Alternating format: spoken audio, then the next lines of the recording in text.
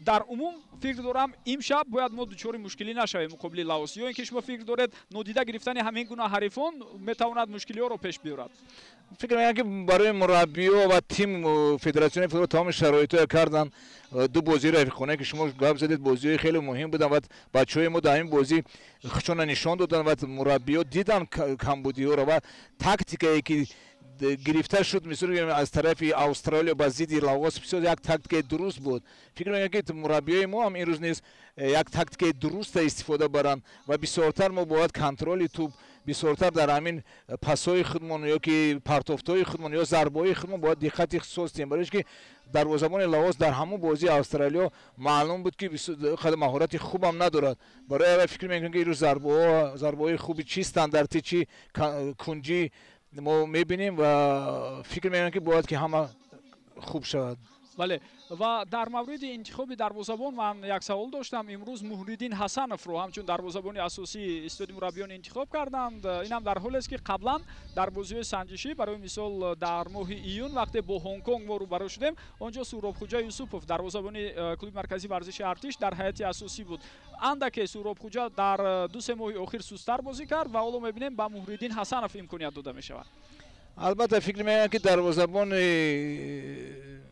استقلال گرچنده که ساعتی بازیش کمتر هم باشد نسبت دروازه‌بان ارتش، لیکن مربی‌ها ببینید که در تمرین‌ها یا که در بازی‌های کنترلی باوری بازیگر دروازه‌بان استقلال کردن. بله. و ما بردباری‌ها می‌خواهیم البته که اینجا مربی‌ها با این جوابگر هستند و با مربی‌ها عیان است و فکر می‌کنم که هر دو دروازه‌بان هم بسیار دروازه‌بان آینده‌دار خوب هم هستند.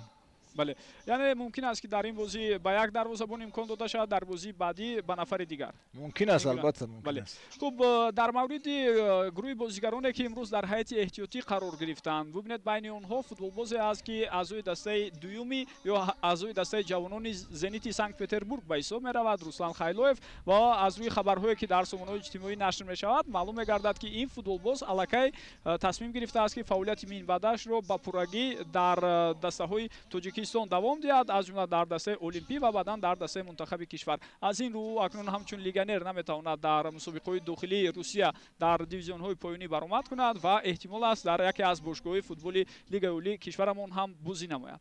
ин бисёр хуб аст, ҳиссиёти ватандӯстӣ. мо бояд варзишгаро чи футболбозо тамоми варзишгаро бояд ҳама вақт омода бошем ки мояд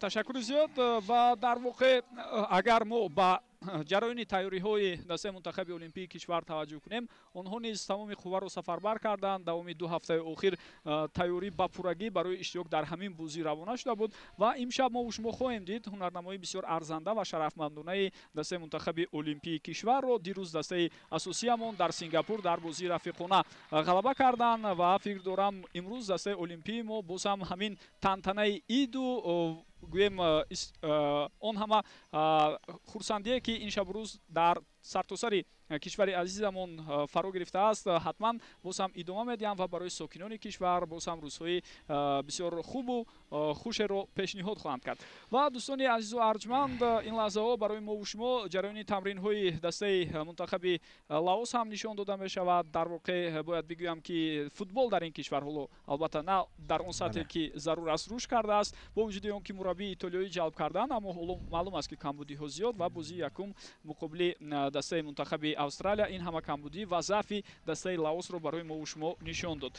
хуб, дар умум бубинед ки дар солҳои қаблӣ мо як мушкилӣ доштем. ҳайати наврасон ва навҷавонони мо, яъне 17-солаҳо ва 20-солаҳо хеле хуб бозӣ мекарданд, ҳатто дар чемпионатҳои Осиё ҷоизадор мешуданд. аммо ҳайати олимпии мо доимо дучори мушкилӣ мешуд. яъне дар марҳилаи интихобӣ ва баъдан ҳангоми солҳои аввали баргузории ҷоми Осиё байни ҷавонони 22-сола ва баъдан 23-сола мо ба ҳамин мусобиқаҳо баромада наметавонистем. вақте бори якум соли 2021 баромадем, аллакай онҷо мо дучори бохтҳои калон шудем аз Арабистони Саудӣ, аз хуб Амороти Муттаҳидаи Араб ва баъдан дар бозии охир бо Ҷопон.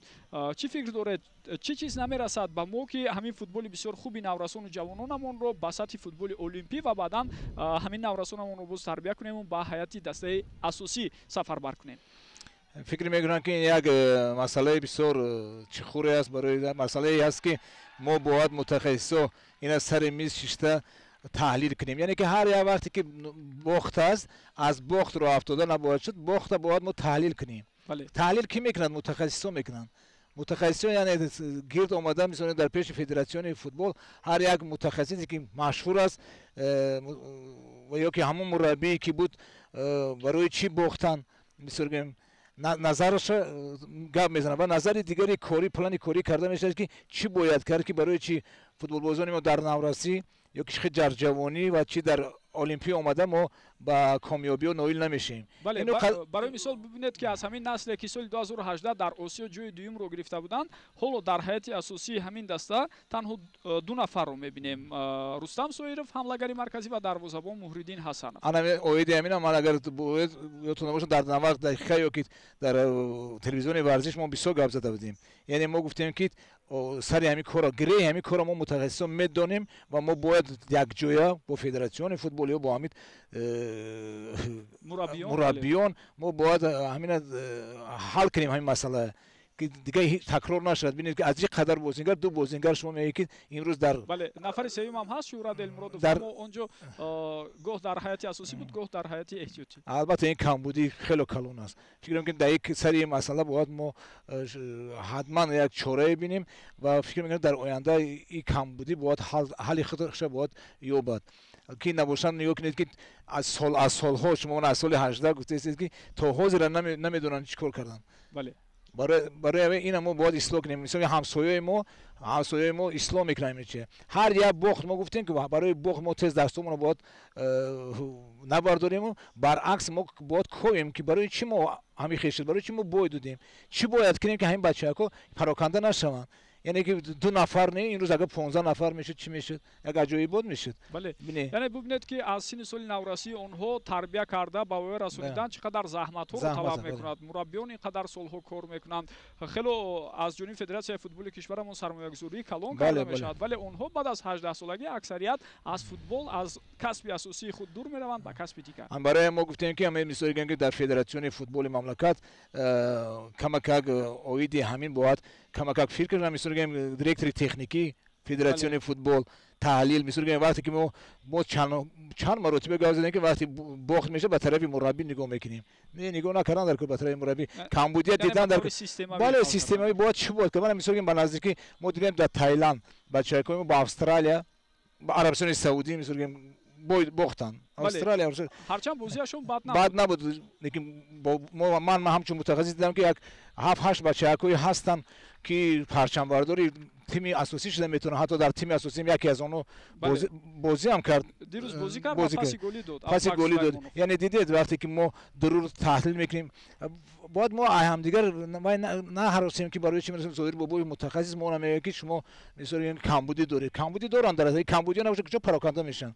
ببینید تمام چه فدراسیون فوتبال میکند مرحمت اینجا مرحمت اونجا شما هم باید یک کمک تحلیل کنید تشبث نشون که شما کار میکنید در اینجا. وقتی شما تشبث نمیتید یعنی یا ایده خودتون ندارید شما ایده ندارید دیگه نیست شما اومده پرسید که مثلا زایر بابای ما چیکار کنیم باید من شما دا مثلا یک بار میگم نمیخوام کار کنم در کار یعنی که دیگر متخصصای خوبی که ما در مملکت داریم از این متخصصان ما مربیای خوب داریم در تجربه کاری خوب دارن.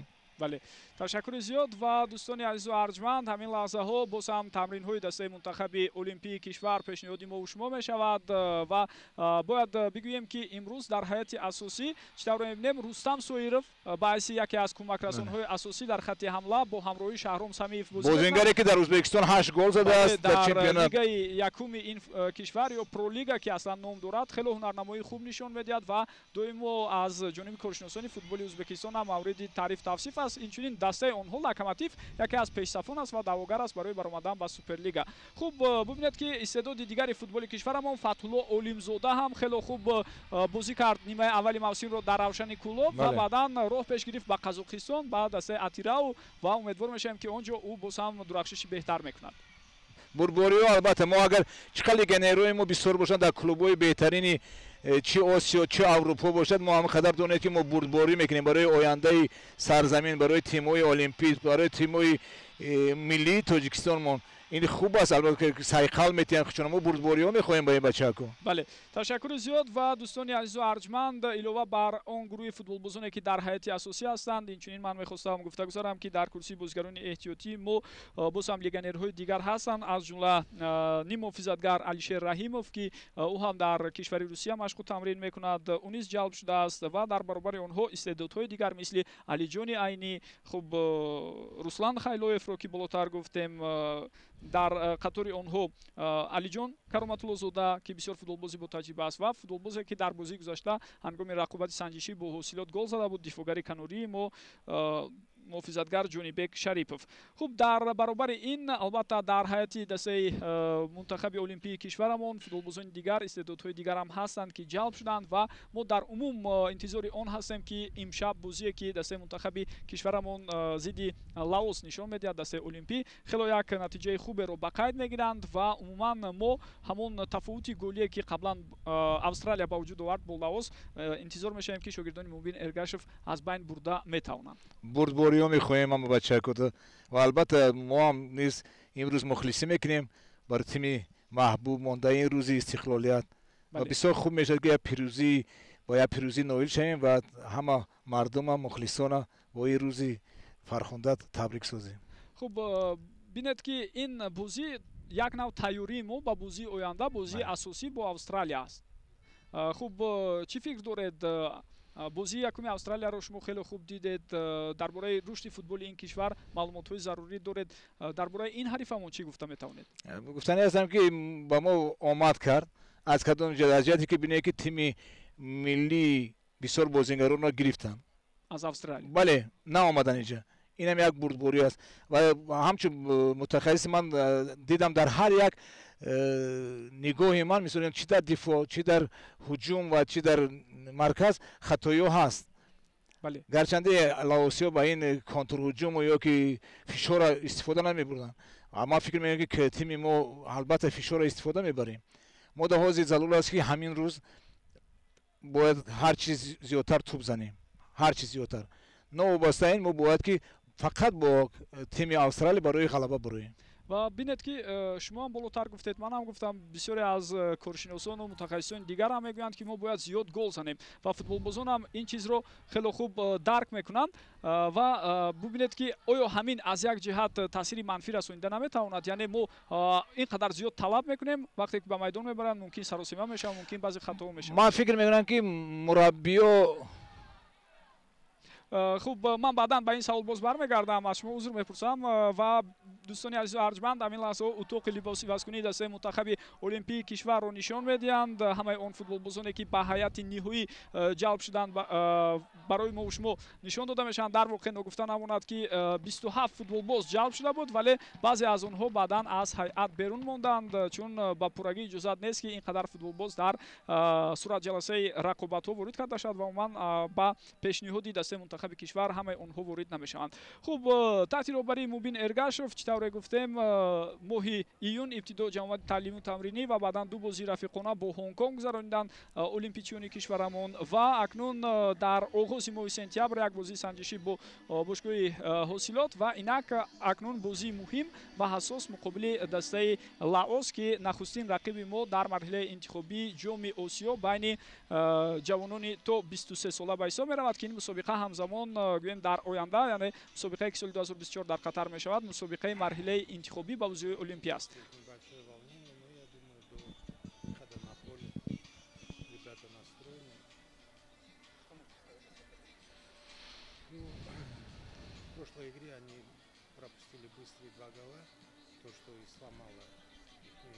دوستان عزیز و ارجمند همین لحظه ما صحبت موبین ارگاشف رو شنیده ایستادیم همانطور که معلوم می شود درباره تیاری ها فکر نظر خود رو گفته ایستادند و بسیار تیاری ها خوب گذشته است و علاوه بر این درباره حریف هم فکر نظر خود رو بیان میکنند میگویند که سبب اساسی باخت کلون آنها این بود که آنها در ابتدای بازی از استرالیا به دروازه خود زود گل سر دادند و بعدا دیگر جلوی بازی از دست رفت و دسته لاوس با حساب بین کلون دچار باخت شد.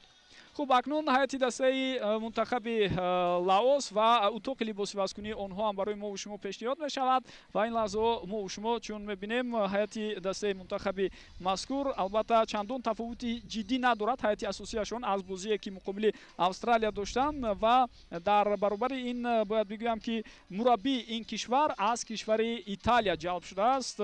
номунасаби ӯ Гильермо Арена ба ҳисоб меравад. мо мактаби бисёр ҳам пурқуввати мураббиёни итолиёиро медонем ки доимо дар аврупо дар ҷаҳон ном бароварда буданд. беҳуда худи италия 4 бор чемпиони ҷаҳон нашудааст. ҳамчунин онҳо дар аврупо ҳам 2 дафъа беҳтарин даста буданд ва яке аз дастаҳои пурқувват ба ҳисоб мераванд. кори дасти ин мураббӣ ба ҳар ҳол ҳоло эҳсос намешавад, вале шояд баъдан таъсири гӯем фаъолияти мураббигии ӯро мо дар лаос эҳсос кунем. як чиз дигари парвизҷон ки мисол аз итолиё будан ё ки аз хорватия будан ин маъное надорад ки вай мураббии бузурги ин кишвар аст. дар он ҷо ҳам ҳар хел мураббиҳо ҳастанд. мисол гирем аз бозие ки қатъи австралия маълум нест ки мисол ки мутахассиси бузург аст ё мутахассис ки фикр мекунам мутахассис ки нав кори худша шуруъ мекунад, мутахассис ки нав меомӯзад. бале ташаккури зиёд ва бинандагони азизу арҷманд вақти ҷудо шуда барои барномаи таҳлилӣ пеш аз бозӣ ин ҷо хотима ёфта истодааст. мо акнун ба барномаи худ ин ҷо нуқта мегузорем ва суханро ба ҳамкасбамон бобо холмуродзода медиҳем ки бевосита ҷараёни ин бозиро барои шумо шарҳу тавзеҳ медиҳад ва баъд аз хотимаи ин рақобат мо боз ҳам бармегардем ба ҳамин студияи сайёри худ ва аз лаби варзишгоҳ истода ҷараёни ин бозиро таҳлилу баррасӣ хоҳем кард. якҷо бо бурдбориҳо тоҷикистон ба пеш. ташаккури зиёд устод ва воқеан ҳам тоҷикистон ба пеш мегӯем. дар рӯзи истиқлоли ватан мо ғалаба ва ғалабаи боварибахшро аз дастаи олимпии кишвар интизор ҳастем. ташаккур.